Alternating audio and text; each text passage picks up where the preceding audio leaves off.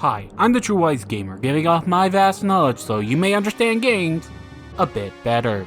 It's time again to talk about another weird RPG you've never even heard of, just for the fun of it. So today, we are talking about Arabian Nights, Spirit of the Desert King. I mean, like, there's a bunch of ways you could say the name, but that's the one I like saying it since it flows better.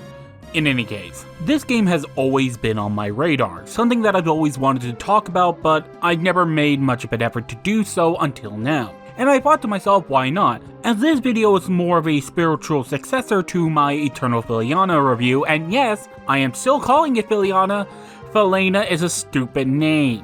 In any case, that review had a lot of good bits that were overall hampered by my negativity that overall harmed the review. Because at times, it felt like I didn't even like the game when I actually overall did, but I think it's more of time softening my views on the game rather than anything that's just inherently wrong with it. Like, I don't think it's great, but there is a lot more good in it than I was actually saying, and I should have done better. And well, after a long review, I thought a shorter, smaller review would be in order since, you know, as much as I like to talk a lot about something, it's not always the thing I want to do all the time, you know what I mean? This game is actually very short. In fact, the game would take less than 10 hours to beat if you know what you're doing. It is just nice to play a game that's shorter and to the point, not a time sink. Granted, if you don't know what you're doing, it's a little hectic, but if you do, you do. But in any case, let's talk about the developer. The developers of this game were Pandora's Box, and like last time, I don't particularly know anything about them or any of the games they made, other than G Gundam, the fighting game, which is very weird, but whatever.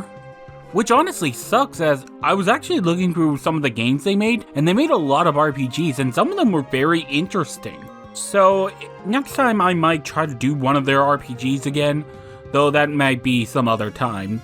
However, I was surprised on who the publisher was, that being Takara. Yes, the toy company, who are most known for making the Transformers series. And also a bunch of other series you don't know about, Brave series or where Gal Gaigar came from. But with all that said, let us begin the review for Arabian Nights, Spirit of the Desert King. The game begins in the palace of the Jinn, Ifrit, as he is in his palace preparing to be confronted by the great Suleiman. A lot of people seem to misunderstand who Suleiman is based on. A lot of them would compare him to Suleiman the Magnificent, which is not really good foundation and there's really no connection between the two. They're probably mentioning more of Suleiman of the Quran and of Islam, which for the record is also Solomon, and that's mostly because, well, if you do even a cursory look through with Suleiman jinns, you get Suleiman the Great from the Quran. Plus also it references jinns in there. Ironically, none of the named jinns in this game are even related to the one in the Quran, so just telling you now, it's mostly a skin-deep one. I apologize for going on this tangent, I just felt like it was necessary to mention it, okay? Okay. In any case, Suleiman is confronting Ifrit because... oh god, I just realized there is no explanation of why they're fighting each other, they just are. Very weird. Like, no joke, I only just realized this when I was rewatching it just to make sure I remembered everything. Anyway, after a few attacks from Ifrit, Suleiman is able to easily defeat Ifrit, and after a bit, we awaken with Ifrit now being, well, for all intents and purposes, a slave to Suleiman. Like, I'm not sure why this intro is messing with me now, because like, I kind of briefly go over it, but now thinking about it, what is with this story? Like, the rest of the story doesn't treat it as evil or anything like that, and it's just like, what the fuck? Like, this entire intro is so weird, where you feel like there should be more there, but no, that is just the intro. In any case, I'm sorry for going on this tangent, it's just like, what the hell? Like, for the record, I'm not cutting anything out, I am just telling you what just happened. And apparently it's been a while since the defeat of Ifrit.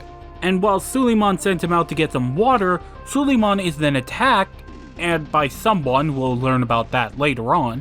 And as Suleiman is dying with Ifrit's return, Suleiman then seals away his powers and seals him in a ring, basically telling him, if you want to find out who did this, you'll need to wait. After doing 1,000 wishes, he will finally be free to do what he wants. And after many years, he is almost free with one last wish to do. And the one to perform the last wish is a character named Sukran, which, fun fact, means thank you in Arabic. Though that's if I'm pronouncing it right, which I'm not sure. However, he believes this will be a simple wish, and sadly it won't be, as Sukran, a very kind-hearted child, asks for a simple wish: help bring peace to the land, as a monster has been appearing around called the Devs. Diev? Whatever, it just means monster in Persian, and reluctantly, Ifrit agreed, as this will cause him to begin a journey around the world, and lead him into many strange events. One of these events leads him to meeting a little feat named Hardy. Not sure why he's the one with the weird name here, but whatever. As he was trying to steal a crystal, however, it's just not any crystal, it's actually one of Ifrit's power crystals, which was separated from him when he was sealed in the ring, which helps him regain some of his strength. This prompts Hardy to also decide to come along with them because he feels that if he went along with them, he can get the big score. And after a bit of more journeying together, they find an evil cult named, well, the Evil Cult of Evil. I can't even joke to you about that, that's just what the game calls them. And like, yeah, I know it's a translation thing, but did they translate this, or was this just some stupid name they made up for this? It doesn't really matter, I just would like to know. In any case, while there to try to free anyone who was still stuck there, they find an old servant of Ifrit and friend, Manjun, who is basically unleashing the monsters called the Devs again all around the world and causing harm to humans after what Suleiman did to Ifrit. And after Ifrit learns this, he gets really mad, and actually basically wants to confront Manjun. However, Manjun just tells him straight up, "You're way too weak to actually challenge me in any sort of regard." And thus, he leaves and basically decides it'd be a good idea to regain all of his strength and search the world for the crystals for his power. This all happens throughout the first 2 hours of the game, and the rest of the game is mostly trying to find those crystals and also other mini events throughout the game. So let me elaborate on the game a little more.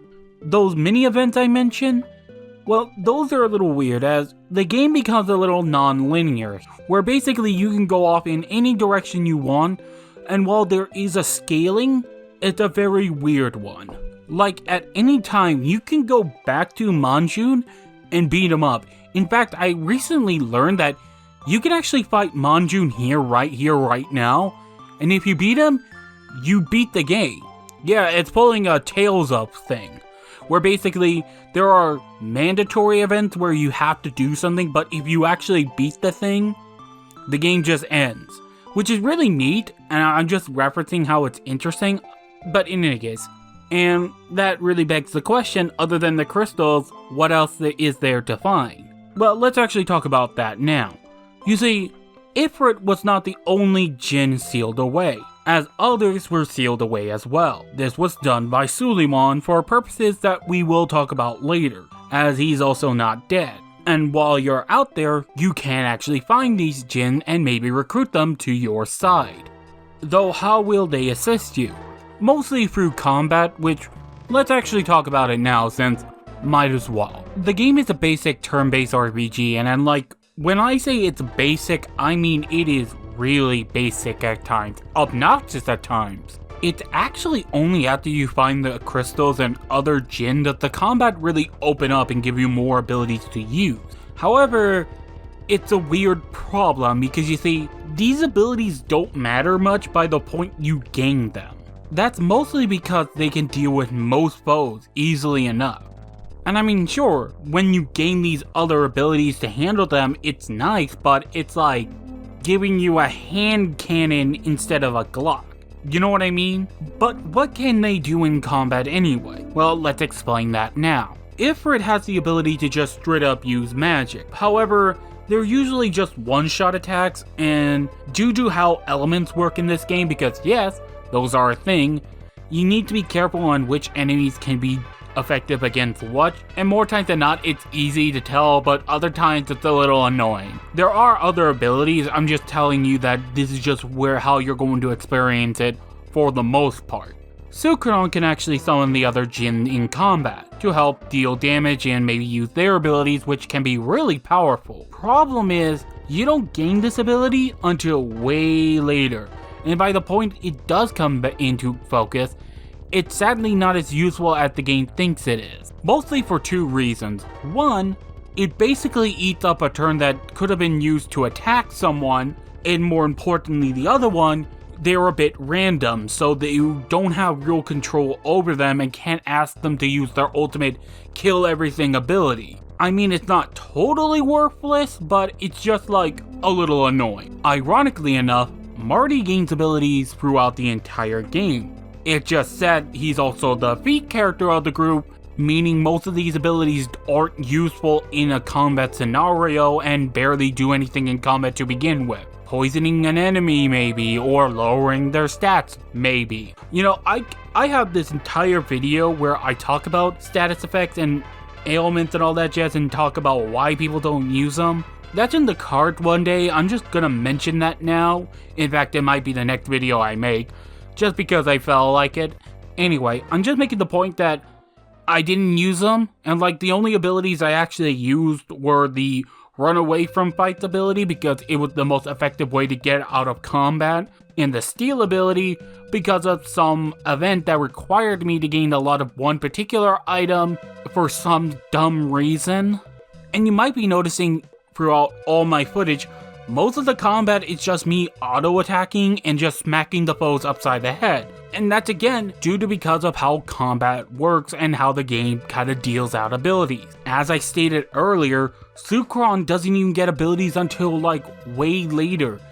And Ifrit does gain abilities, it's just selectively when he gets these abilities, and it depended on if you actually explore the game. And you might be thinking to yourself, well, maybe the end game actually makes this more rewarding, where basically you're using all these abilities that you gain throughout the entire game, and it becomes way more rewarding and way more strategic. Not really. Ironically, as the game goes on, the game gets easier and easier. Cause like, the game kinda plateaus at one point and then goes downhill. Let me explain. You'll notice in this footage that I'm basically not taking any damage anymore. Basically, none of the foes are able to even hurt me.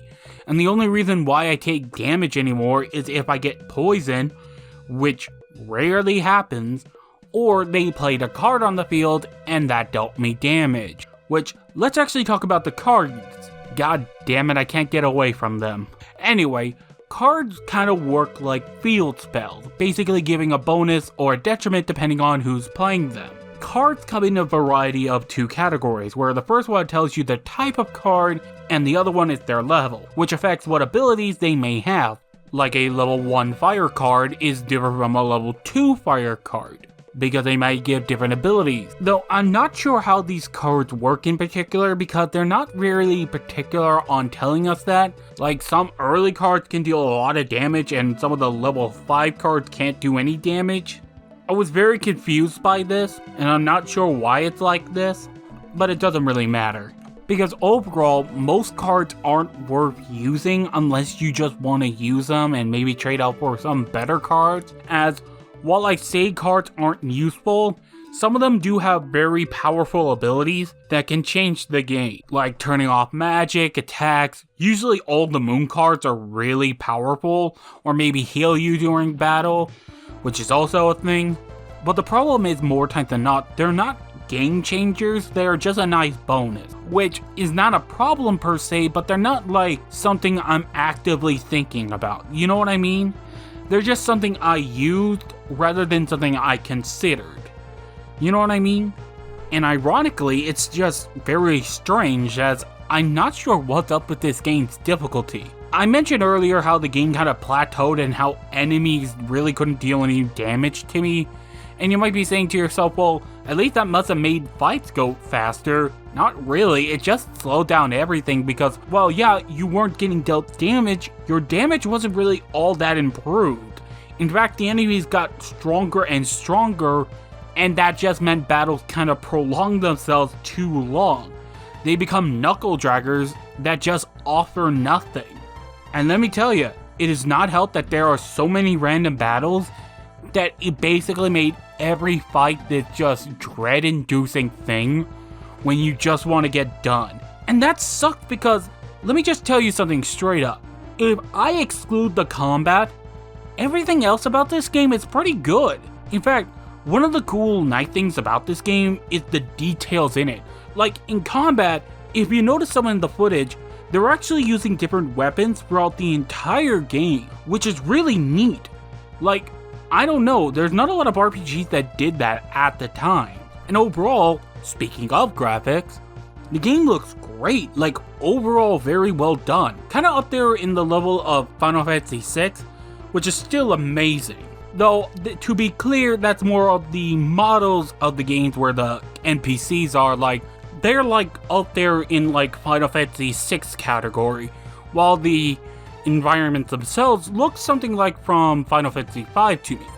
Which, to note, is high praise because I love that game to the bottom of my heart. Like, a lot of the areas and environments throughout the entire game are really well designed, and I think they look really nice. I don't particularly like how there are a lot of hidden things, but that's just an annoyance in every game. I genuinely believe the game had a great balance of the Arabian aesthetic while mixing it with the level of, I have no other word for it, generic 90s anime look, which is still nice and very memorable to me. I'm just saying that just what it looks like to me, and it's still good. I'm just making a point about like the frame of reference I'm working on here. I also have to say the game has a nice soundtrack that's decent, a little repetitive at times, but overall very good. In fact, fun fact, in the overworld when you're traveling around the world, you can actually switch the characters, which each of them have their own unique world theme, which is really nice. Marty's my favorite. I don't know why he has a jazzy one.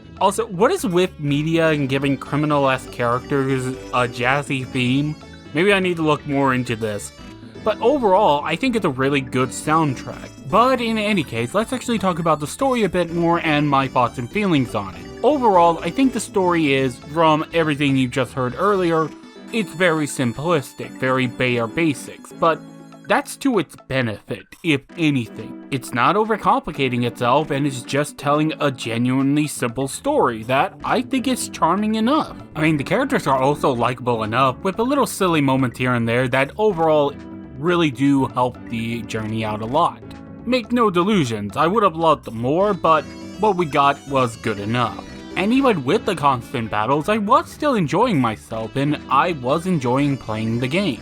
Well, until one little event happened. You see, for whatever reason, the game sorta sucked. Yeah, for whatever reason, the game would not load up an event that would lead me to one of the crystals, meaning that I could not fully be powered up, meaning I was locked out of the full best ending of the game. Yeah, let's actually talk about that. Yeah, this game has multiple endings, and it all depends on what you're doing. And basically, the only way to get the best ending is if you get all the Jinn and the crystals. There's also a time limit, but that has not been confirmed, and my research has said that this is not true at all, but whatever. So I'm sad to say that this review is sort of incomplete, so I apologize right now. But I at least should tell you how the game ends and my thoughts on it. So let's actually elaborate on what happened.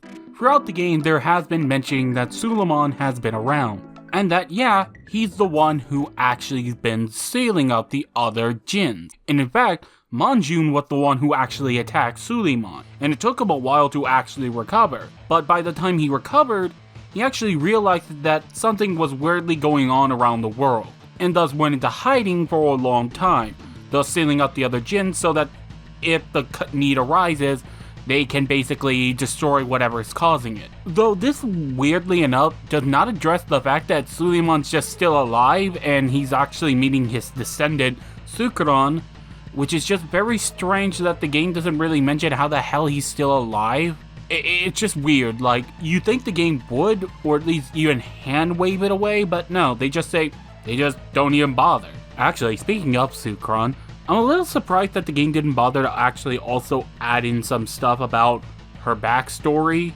Again, I'm like okay with it, but at the same time it's like missed opportunity. In any case, after collecting all the Jinn and the crystals, you are able to confront Monjun and are able to defeat him.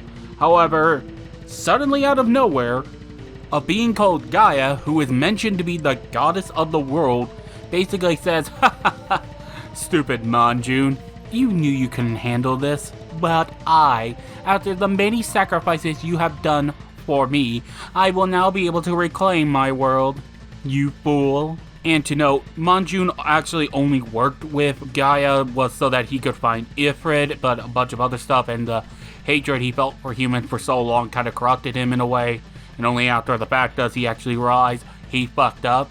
But it really doesn't matter. After beating him, we are able to go to Gaia and beat her up, and the day is saved. Yeah, Gaia as a villain is really weird, as she's barely mentioned throughout the entire game, and she's just a thing that just appears at the end, kind of like filling that quota of we have to defeat a god at the end of an RPG, which, honestly, Monjun could have been the final villain and that would have been enough for me. Maybe add a little more details here and there, but otherwise, I'm more confused on why bother. And I mean, like, there's nothing wrong with it, but there's nothing, like, worth it, if you catch my drift. But in any case, after defeating her, Sukaran, with the help of Suleiman, frees the other Jinn from their captivity and let them be free throughout the world. And the game ends on a nice cutscene that, really nice. At the end of the day, this game's fine. While the gameplay is very flawed and I think really hampers the game, everything else around it is pretty fine. The story, while simple, is overall enjoyable. The graphics are still really good for the time. The music is still pretty good and I would recommend to listen to. It's just sadly hampered by the gameplay that is just unable to be interesting throughout it all. But would I still recommend it? Sure. I think it's worth a playthrough at least once. It's not even that long, so it's not eating up too much time. And really, there are far worse games out there. And with that said, I hope you all have a wonderful day, and take care.